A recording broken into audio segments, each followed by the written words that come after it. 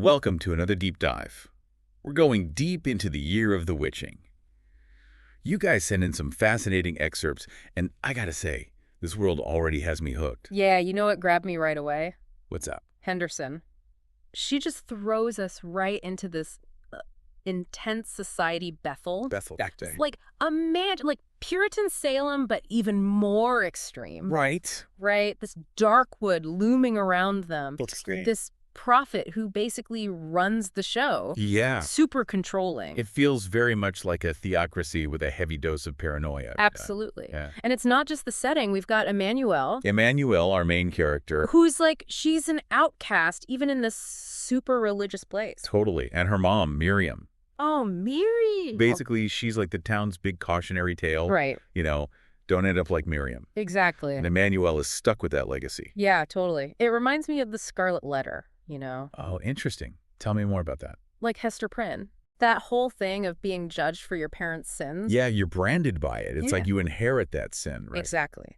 And Emmanuel, just like Hester, she's got this inner struggle. Oh, yeah, totally. She's drawn to the one thing that's supposed to be her downfall. That dark magic. That dark magic of the dark wood. It's forbidden. It's forbidden, but she's drawn to it. I felt that so strongly in that scene where she just snaps at Judith. Yes. During Leah's pre-cutting ceremony, right? Oh, it was intense. So intense. It was like all that rage and resentment. Resentment toward the system, right? It's trying to box her in.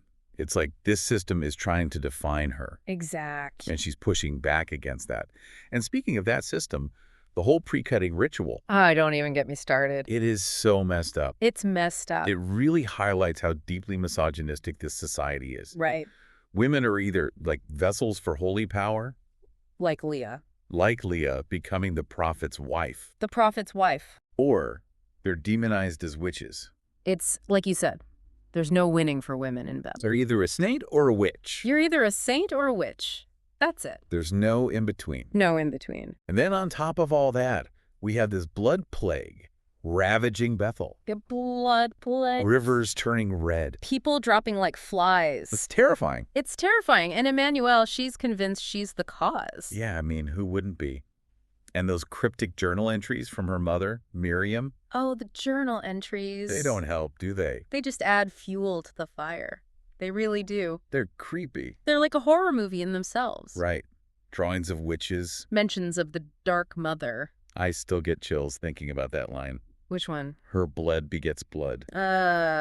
Talk about foreshadowing. It's chilling. It's seriously chilling. So Henderson's definitely dropping some breadcrumbs here. Oh, absolutely. Leading us deeper into this mystery. We know Emmanuel finds this journal, but we only get these glimpses. It makes you want to devour the whole thing. To really understand Miriam's story, how she fits into all of this. And you know what else had me hooked? What's that? That undeniable tension between Emmanuel and Ezra. Oh, Ezra, the prophet's son. Yes. Forbidden romance alert. Right. He's so drawn to her rebellious spirit, her willingness to question everything. It's like Romeo and Juliet, but with a witchy twist. I love that. And Ezra, he's not just a love interest. Oh no, he's so much more than that. He's such a fascinating character on his own. He's caught between this rock and a hard place. Totally. He's the prophet's heir, raised in this strict belief system. Right. But there are these cracks in his facade. Do you remember when he defends Emmanuel? Against that shopkeeper, right? Yeah, that judgmental shopkeeper. It's like he sees the hypocrisy in Bethel, but... But he's not ready to fully break free. Not yet. The scene where he helps Emmanuel escape. There were definitely sparks there. Definitely sparks. Makes you wonder, is it genuine care for Emmanuel? Or is he rebelling against his father? Ooh, that's a good question. It ties into this bigger theme of questioning authority. Yeah. Emmanuel's pushing back against the church, and Ezra's battling his own doubts. So we've got this oppressive theocracy, Right. a rebellious heroine, A forbidden romance. and, oh yeah, a blood plague. Where do we even start? I think we have to start with Emmanuel. She's our key, right, to understanding this whole world. We know she was raised in the Glades, The outskirts of Bethel. shunned because of her mother. But we don't know much about Miriam, do we? That's true. Just those few cryptic journal entries. It's like she's a ghost, right? Haunting the story. Shaping Emmanuel's destiny before Emmanuel even knows it. Yeah. It makes me wonder. What's that? Is Emmanuel going to repeat her mother's mistakes? Or is she going to break the cycle? That's the big question, isn't it? It is. And then there's Bethel itself. Bethel. It's not just a setting. It's practically a character. Right. This society with its rules and hierarchies. And it's fear of the dark wood. And everyone in it. It's like they're afraid of their own shadows. Absolutely. You know, the excerpts hint that the people in the outskirts, they hold on to different beliefs. Oh, interesting. Maybe remnants of old ways. The worship of the Dark Mother? Yeah, it's like Henderson setting up this clash. The clash of ideologies? Between the father and the Dark Mother. That's a powerful image. And Emmanuel, she's caught right in the middle of it. She's a product of both worlds. She's a living embodiment of their collision. And she's not just watching it happen. Right. She's actively looking for answers. Going into the Darkwood. That forbidden place. She thinks she's responsible for the blood plague. She's driven by that belief. She's like a detective, following those clues her mother left behind, trying to make sense of it all. Yeah, she's piecing together this puzzle. And it's a dangerous puzzle. Shrouded in darkness. And she's not alone in her search. Mesra.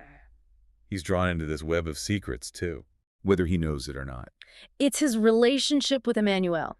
And his doubts about the church. They're pushing him toward this confrontation with his father, with the very foundation of Bethel. It's intense. So we have Emmanuel and Ezra. Both yearning for something more. For something real. In this world that feels so fake. They're drawn to the forbidden. The dangers. And to each other. It's like this recipe for disaster. But also for change. World-altering change. Exactly. And then there are the witches. Witches. Lurking in the shadows. Get those glimpses of Lilith. Powerful and vengeful. But what about the other witches? The ones Emmanuel might encounter? What are they like? Are they really the villains Bethel makes them out to be? That's what I want to know. So many questions. So many layers. We've got the players, the setting. And stakes are high. But what does it all mean? That's what we're going to dig into next. Beyond the plot, beyond the summary. Unpacking those layers of meaning. What does the year of the witching have to say about faith, about power? About the roles women are forced to play. Before we do yet, though, I want to hear from you guys, the listeners. Yeah. What stood out to you? What questions are already swirling in your minds? Hold on to those thoughts. We're about to get into the really good stuff. It's going to get intense. Oh yeah, this deep dive is just getting started. Buckle up. So those layers of meaning, one thing that really hit me, Yeah. how Bethel itself, it's like a metaphor for being held back, repressed. Oh, interesting. Like society's repression. Exactly. And the Darkwood, all that forbidden magic. Right. That's everything dangerous, taboo. Like the stuff we're not supposed to talk about. Yeah. Or even think about. It's almost like, our subconscious, all those hidden desires, Yeah. fears. Oh, I like that. So Emmanuel being drawn to the Darkwood. It's like she's the symbol of wanting to break free, exploring the forbidden. Literally stepping outside those walls. Literally and figuratively. And her journey into the Darkwood. Meeting those witches. It's a journey inward, too. Self-discovery. It's not just the plagues, is it? Nope. It's Emmanuel facing her own demons, her own hidden desires. And speaking of the plagues, those carvings, remember? And in the ward house. The ruins. The birthing seal, the cursing seal. The binding seal. Those weren't just random symbols. They were clues to the plague source. And guess what? It's not Lilith. Not the big bad witch. Nope. It's Miriam. Emmanuel's own mother. And the excerpts make it clear she didn't just accidentally unleash this. She cursed Bethel. On purpose. Using those seals. Revenge. For her lover's death. That's some serious grief. To manifest as a physical plague. That's rage. Deep, deep rage. Talk about a family legacy. Poor Emmanuel. Already an outcast. Now she's basically a walking curse. No wonder she's drawn to the Darkwood. It's like she's instinctively seeking it out, the source of her power. Trying to understand that darkness inside her. And it's not just hers, is it? You're right. It's Bethel's too. All that repressed stuff under the surface of this pious society. So the blood plague. Not just an illness. It's Bethel's spiritual sickness. Made physical. Makes you think. Would it have happened anyway? If Bethel wasn't so strict? So controlling? Is Miriam's curse the real cause? Or just a trigger? For something already festering? It speaks to, how power structures, especially religious ones. They can create the conditions for chaos. Yeah. For their own destruction. And Ezra. He's stuck in the middle of it all. Oh, absolutely. Remember his vision, that first one. Where he challenged his father, the prophet. Big turning point. He started to see the cracks, the hypocrisy. Definitely. And then there's Judith. The prophet's mistress. Another layer to this whole thing. Oh, yeah. That relationship, born out of desperation. A way to find some freedom within Bethel's walls. But it backfires. Becomes another tool for the prophet to control them. Judith is such a tragic character. Used. Manipulated. Sacrificed to keep the prophet in power. It's brutal. Henderson doesn't sugarcoat it. It shows how women, even those with some privilege, They're often just pawns in men's games. it's through Judith that Ezra sees the truth about his father A tyrant. Willing to sacrifice anyone, even his own son. to keep his power. And that leads to The escape. Ezra choosing Emmanuel over his own father. Talk about a leap of faith. Yeah, huge moment for both of them. Ezra breaking free from his upbringing, embracing the unknown, Emmanuel finding an ally in the heart of the enemy camp. like a rebel and a prince, teaming up to take down the king. Love it.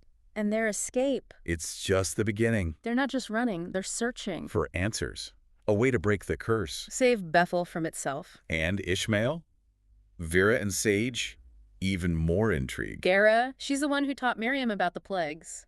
She holds the key to reversing it. But there's a cost. That's Sigil, right? The one to redirect the plague's energy. Yeah. Powerful, but dangerous. Makes you ask, how far will Emmanuel go to save a society that rejected her? That sees her as a monster. It's the heart of her struggle. She could destroy Bethel, unleash that rage. But she could also heal, sacrifice herself for the greater good. And that's what makes the Year of the Witching so compelling.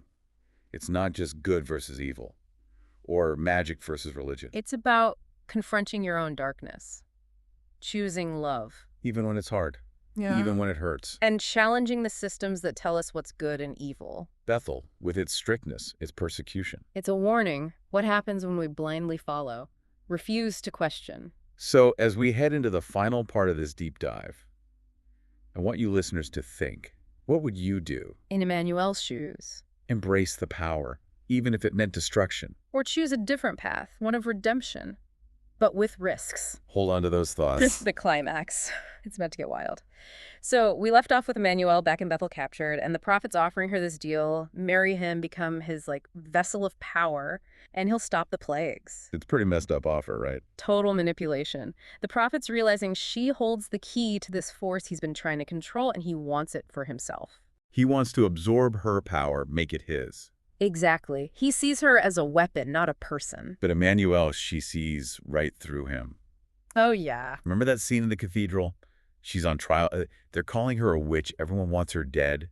And she just stands there defiant, Chills. Literal chills. refusing to be his pawn. It's like her whole journey led to this. From that outcast girl to this woman facing down the most powerful man in Bethel. She owns her power. It's terrifying to the prophet because he can't control it. Can't control Afer. And then all hell breaks loose. Chaos. Those beasts attack Bethel. The cathedral's falling apart. People are dying. It's like an apocalypse. It's all that repressed darkness we talked about exploding out. The plagues were just the start. Now it's consuming everything. And Emmanuel, she almost loses herself in all of that. She almost gives in. She's ready to become the monster they fear and unleash everything. That scene with Abram, though. Oh, her grandfather. Killed by one of the beasts. So brutal, it almost broke her. It was the final straw. She was this close to snapping. But then, Ezra steps in, he sees Lilith about to kill her. and he jumps in front of her, takes the blow. Talk about a hero. He sacrifices himself for her, pure love. It's a wake-up call for Emmanuel. She realizes the darkness won't bring Abram back, won't fix anything. It just keeps the cycle going. More pain, more violence. It's like losing Abram gave her clarity. She chooses love over vengeance. Healing over destruction. And that's what makes her a true hero. Right. She could have destroyed Bethel, unleashed all her rage. And maybe felt justified. But she remembers what Vera taught her. That's Sigil. The reversal one. She channels the Dark Mother and redirects the plague's energy. Shields the land with her power. It's a powerful ending. The cathedral is in ruins, so much loss, but there's hope too. A chance for Bethel to start over. On a foundation of something better, something real. On Emmanuel, she walks away. She's free from Bethel, from the past, But she doesn't forget it. She goes back to the outskirts, to her family. Carrying the weight of what happened, but knowing she saved them. It's a heavy burden, but she chooses it. So what do you guys take away from this deep dive into the Year of the Witching? It's more than just a fantasy, right? It's about confronting the darkness inside us, challenging the systems that hold us back, and choosing love. Even when the world wants us to hate. And it leaves us with so much to think about. What does it mean to be free? Can we escape our past? What will we sacrifice for those we love? That's what we love about these deep dives. It's not just about the story. It's about those bigger questions, the ones that make us think, That make us reflect. the ones that stay with us long after we finish the book. So as you keep exploring the Year of the Witching on your own, remember, the real magic isn't just on the pages. It's how it makes you feel How it makes you think. and how it changes you.